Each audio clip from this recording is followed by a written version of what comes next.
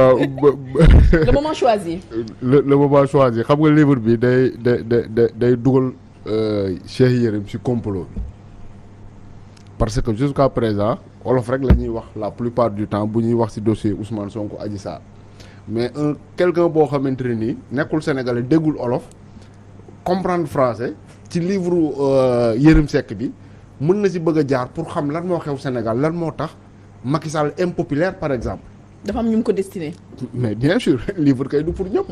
am na ñoo xamante ni même bu ñu mënee lire it mënuñu comprendre li ci biir.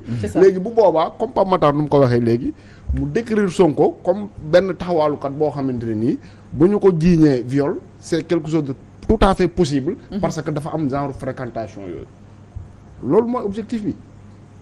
maintenant nag su arrivé à un moment boo xamante ni ñu ngi naan ay procès dina am parce que lii nii su amee procès. mais Macky Sall dina ko justifier aux yeux de l'opinion waxuma nationale de mais internationale. ñu ngi naan ay procès dina am parce que lii nii su amee procès. mais Macky Sall dina ko justifier aux yeux de l'opinion waxuma nationale de mais internationale.